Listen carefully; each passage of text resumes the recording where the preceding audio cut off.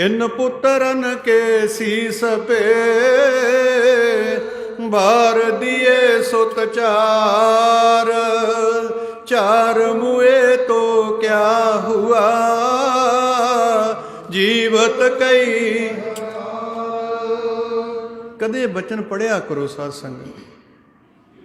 किड्डा भरोसा सी सतगुरु गुरु गोबिंद सिंह महाराज जी नूं अपनी कायनात ते अपनी उन्नत ते भी ए मेरे पुत्र ने मेरिया धीआं ने, इन पुत्रन के सीस पे बार दिए सुत चार। कदे अपने आप वाल नज़र मारिया करो कि आपां गुरु गोबिंद सिंह महाराज दे सिख बन गए जिन्हां ते पातशाह ने भरोसा जताया सी। इन पुत्रन के सीस पे बार दिए सुत चार, चार मुए तो क्या हुआ जीवत कई हजार। कहंदे आ मेरिया धीआं मेरे पुत्र ये सारे चार नहीं लखां की तादाद दे विच जिउंदे ने। सो आओ साध संगत सतगुरु गुरु गोबिंद सिंह महाराज दसदे ने, कहंदे मुर पित पूरब कीयस प्याना। साडे माता पिता ने, क्योंकि उदों सतगुरु गुरु तेग बहादुर महाराज आनंदपुर साहिब विखे रहिंदे सन। पूरब जिधर अज पटना साहिब की धरती है, कहंदे साडे माता पिता ने उधर जाना कीता। मुर पित पूरब कीयस प्याना भांत भांत के तीरथ नाना। ਜਿਹੜਾ भी रस्ते 'ਚ तीरथ आउंदा सी संगती रूप 'ਚ ਜਾਂਦੇ ਸੀ सतगुरु, नाले उत्थे गुरु घर का उपदेश गुरु नानक साहिब महाराज का उपदेश दृढ़ाउंदे सन, नाले सारी संगत उत्थे इशनान कर लैंदी सी। जब ही जात त्रिवेणी भये पुन दान दिन करत बतए, तह प्रकाश हमारा भयो।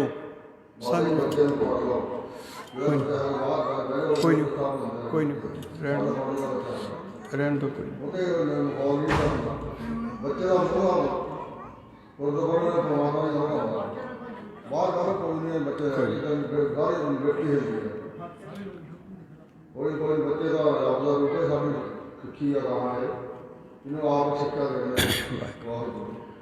मुर पित पूरब कीयस प्याना भांत भांत के तीर्थ नाना।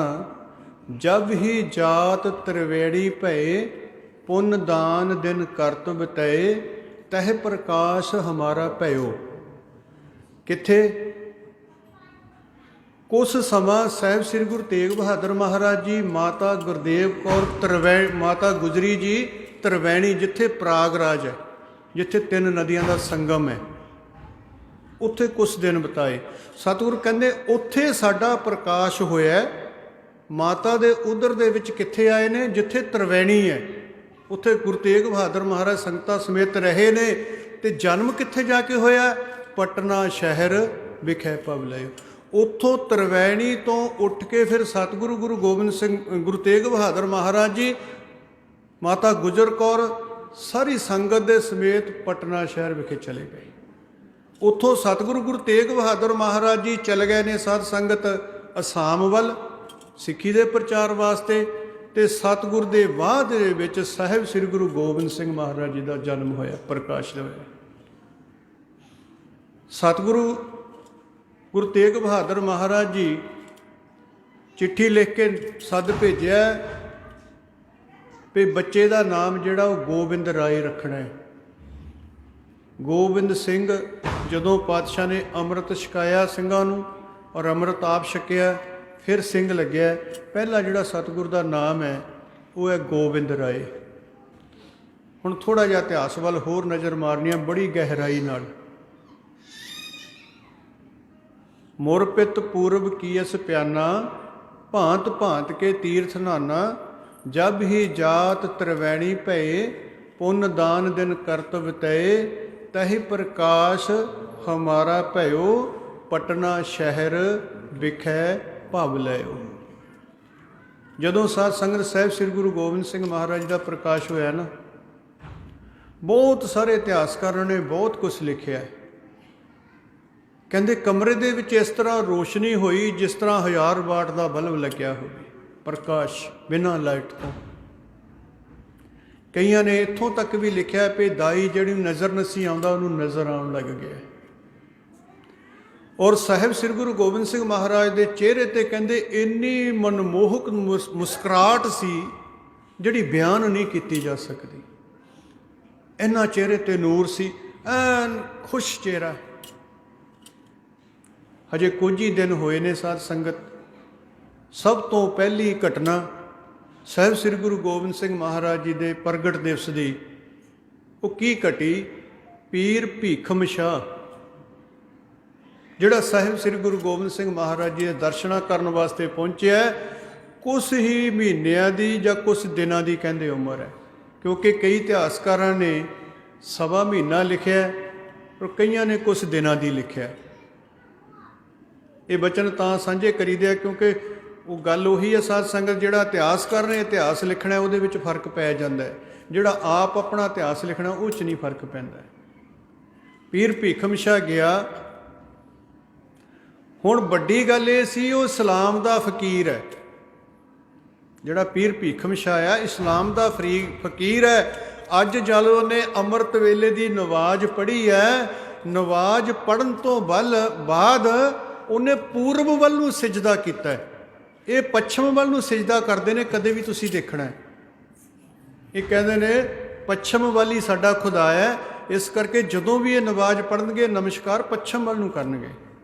ਪਰ ਅੱਜ ਪੀਰ ਭੀਖਮ ਸ਼ਾਹ ਇਸਲਾਮੀ ਫਕੀਰ ਹੈ, ਉਹ ਪੂਰਬ ਵੱਲ ਨੂੰ ਨਮਸਕਾਰ ਕਰ ਰਿਹਾ ਹੈ। ਚੇਲਿਆਂ ਨੂੰ ਬੜੀ ਤਕਲੀਫ ਹੋਈ। ਉਹਨਾਂ ਨੇ ਪੀਰ ਭੀਖਮ ਸ਼ਾਹ ਨੂੰ ਆਖਿਆ, ਪੀਰ ਜੀ ਅੱਜ ਕੀ ਗੱਲ, ਤਬੀਅਤ ਠੀਕ ਹੈ? ਉਹ ਤਾਂ ਸੋਚਦੇ ਹੋਣਗੇ ਨਾ ਵੀ ਉਮਰ ਜ਼ਿਆਦਾ ਹੋ ਗਈ ਹੈ, ਹੋ ਸਕਦਾ ਬਾਬੇ ਨੂੰ ਭੁੱਲਣ ਦਾ ਸੁਭਾਅ ਬਣ ਗਿਆ ਹੋਵੇ। ਤਬੀਅਤ ਠੀਕ ਹੈ? ਕਹਿੰਦੇ ਹਾਂ ਬਿਲਕੁਲ ਠੀਕ ਹੈ।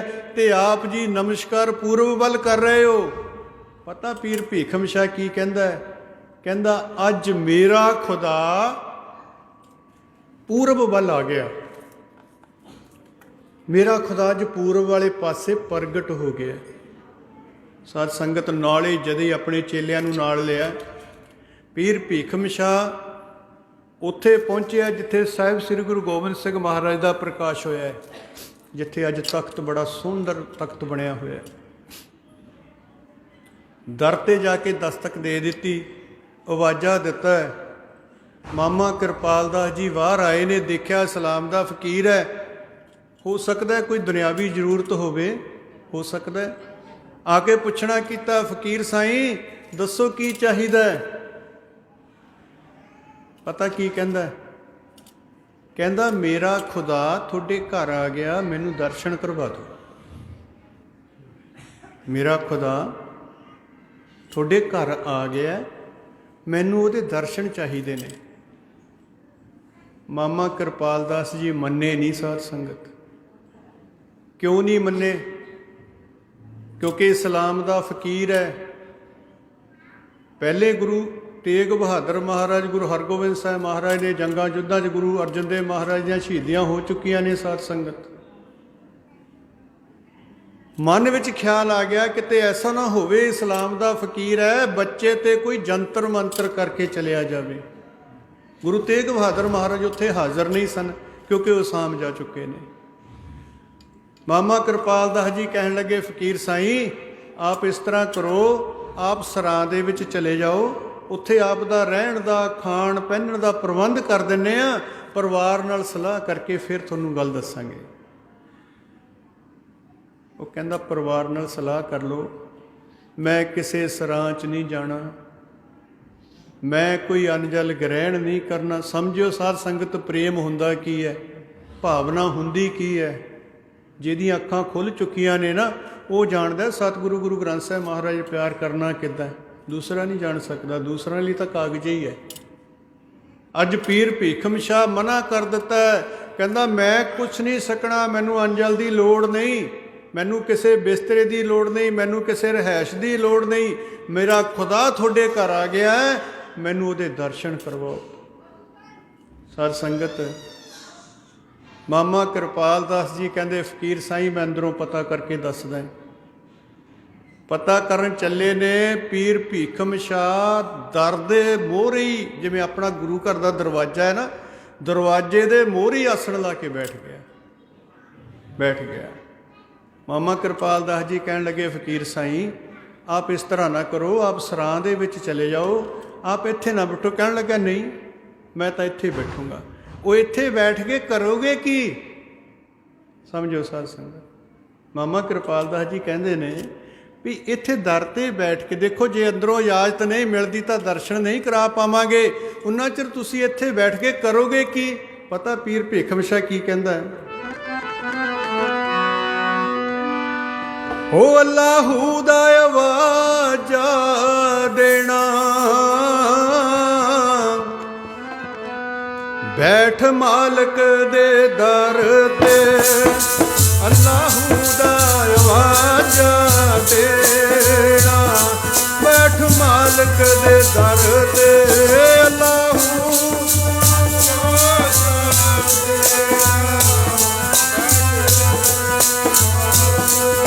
ਅੱਲਾਹੂ ਦਾ ਆਵਾਜ਼ਾ ਦੇ, ਬੈਠ ਮਾਲਕ ਦੇ ਦਰ, ਅੱਲਾਹੂ ਦਾ ਆਵਾਜ਼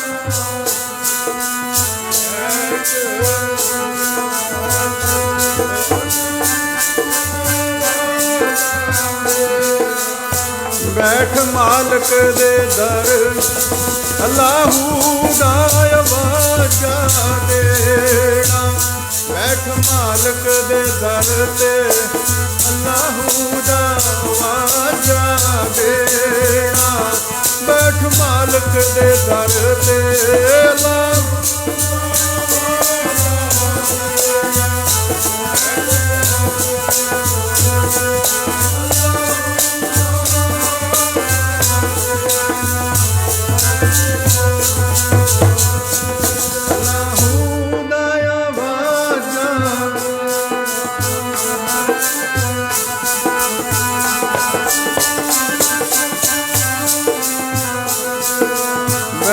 ਮਾਲਕ ਦੇ ਦਰ, ਅੱਲਾਹੂ ਦਾ ਆਵਾਜ਼ਾ ਦੇਣਾ, ਅੱਲਾਹੂ ਦਾ ਆਵਾਜ਼ਾ ਦੇਣਾ, ਅੱਲਾਹੂ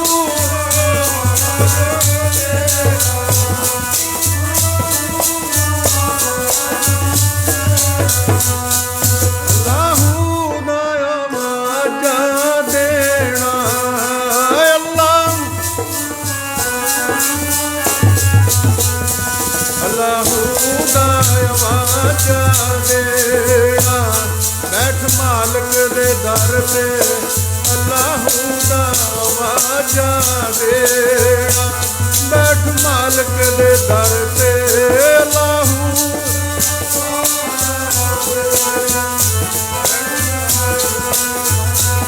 ਓ ਅੱਲਾਹੂ ਦਾ ਆਵਾਜ਼ਾ, ਬੈਠ ਮਾਲਕ ਦੇ ਦਰ, ਆਵਾਜ਼ਾਂ ਦੇਣਾ, ਬੈਠ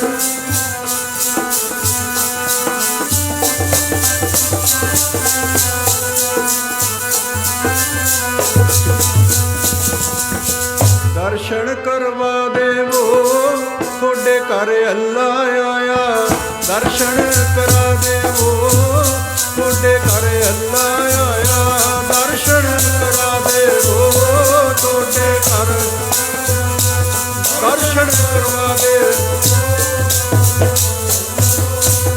ਦਰਸ਼ਨ ਕਰਵਾ ਦੇਵੋ, ਤੁਹਾਡੇ ਘਰ ਜੀ, ਦਰਸ਼ਨ ਕਰਵਾ ਦੇ, ਦਰਸ਼ਨ ਕਰਵਾ ਦੇਵੋ, ਤੁਹਾਡੇ ਘਰ ਅੱਲਾ ਆਇਆ, ਦਰਸ਼ਨ ਕਰਵਾ ਦੇਵੋ, ਤੁਹਾਡੇ ਘਰ ਅੱਲਾ ਆਇਆ, ਦਰਸ਼ਨ ਕਰਵਾ ਦੇ,